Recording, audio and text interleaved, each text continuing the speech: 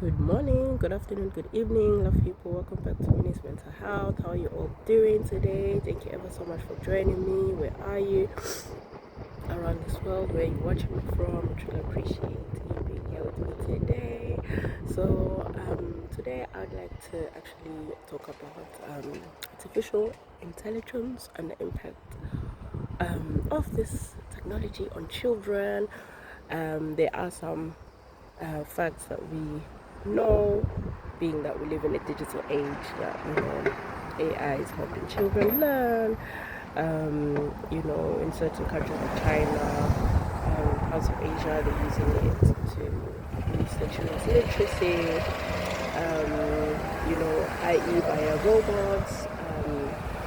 The systems that we use, the digital systems now, like reading online, the different applications that children use as all part of AI. What is artificial intelligence? Is any sort of technologies that are linked or connected with sort of like human ways of thinking. That's how I can explain it, bite size for children, because I'm very much aware that my channel, of course, aimed at parents and caregivers. I believe so much that even children watch it, as their parents and caregivers allows.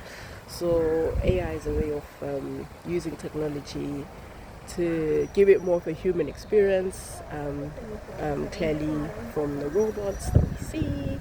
I was watching a video on, it was Instagram, and this American sort of probably scientist has created a robot that he takes around North London and whatever it is that people outside us on the streets. I saw some young boys getting really excited. They were asking the robot to play some like grime music, of which it did. So yes, we all know that obviously AI is here to stay. But my question is basically is about the ethics. So I've been doing my research, and there are some sort of things to be concerned about. Of course, with everything that is made, there are pros and cons. So some of the cons of AI is, for example, a concept they call, that data scientists or analysts call, deep fakes, where images can be taken of someone and they can be misused. Whoever is creating video, if they're obviously knowledgeable about coding, etc., they can be misused. So videos of children, for example, or pictures of children can be taken and be misused by sexual predators, pedophiles. I mentioned this on one of my last videos because I found an article that I read about the artificial intelligence, the Grok tool, that is basically if someone sends a picture of a person with that Grok tool, like that person, if obviously they're knowledgeable, they can sort of misconstrue that image. They can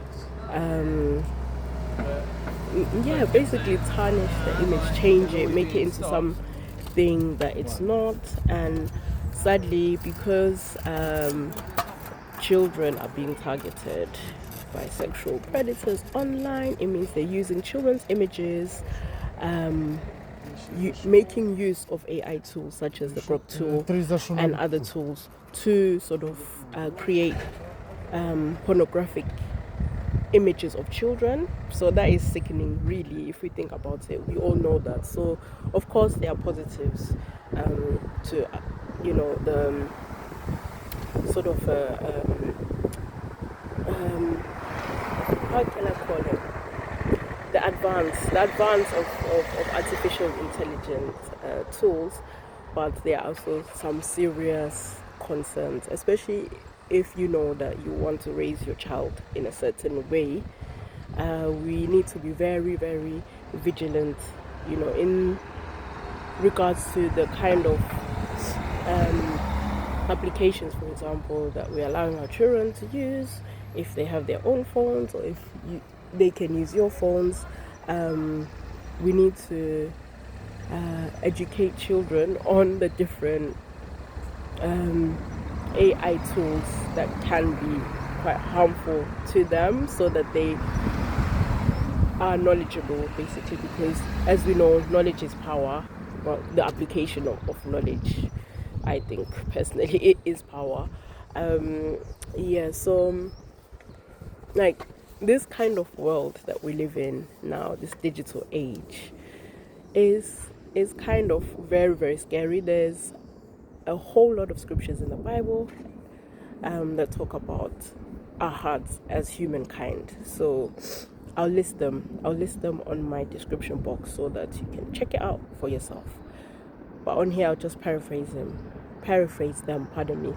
So the heart is wicked and deceitful. Who can know it? So I can never know your heart. You can never know someone else's heart. Yes, you may have access to your children's heart, but at the end of the day, only God knows our hearts. So every evil thought, comes from our mind. Obviously, we know that there are different forces, i.e. the devil and his demons, that can influence the minds of humanity, and that do also influence human beings' minds. But from the sort of inception of that thought to actually carrying it out, that also has to do with human will, I suppose.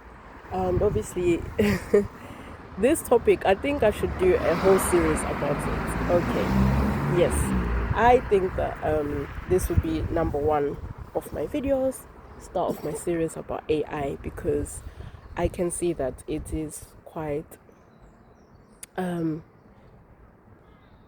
complex. It is a topic to explore, especially because obviously our children, if you have children that were born after 2020, they are growing up with advanced levels of AI, and obviously access to them, access to the different tools.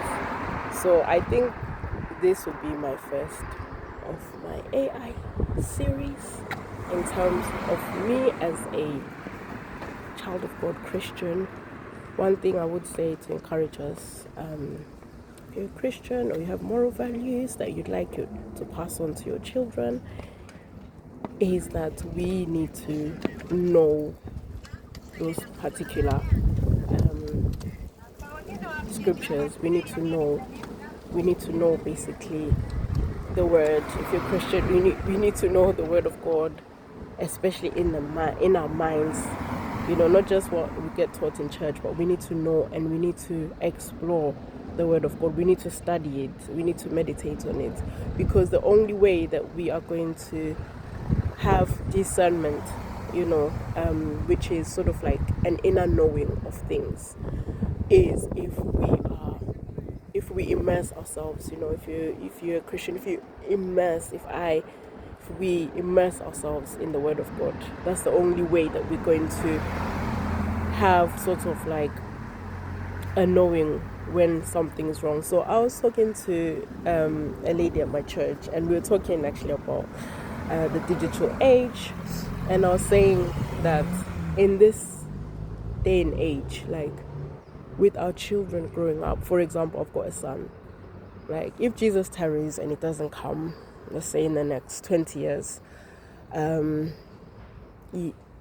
my son, like, it will come to a time, and I think it's already come to that time, where my son would have to have so much, like an unlimited amount or source. He would have to know God and be so intertwined with him, so that he would be able to discern whether the girl that he wants to ask out is actually not a robot, because that's how advanced AI is now, with all these robots that look like humans, that sound like humans, you know what I mean, that have human features. So I think it's gonna, and I think, and I know, and I'm sure you all know as well, that it's going to get worse. We live in this age, this digital age, and our hearts are wicked and deceitful. And if the people that are making all these different tools, do not know God, number one, which a lot of them don't, and they don't fear God. Imagine the evil intentions. Imagine what they can do, you know. So, for example, with this new way of like deep fakes, this concept of deep fakes, that it's actually an article by data scientists that I learned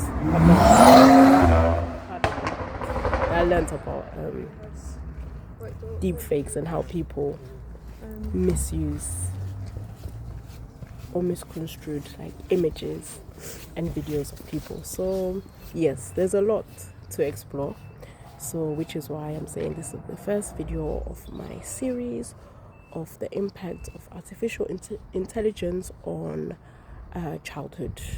So I've said a lot, I've gone around the block really, but I would like your input, please. What do you think of AI? Think it's good? Do you think it's going to help children in their childhood? Do you think it's bad? What do you think?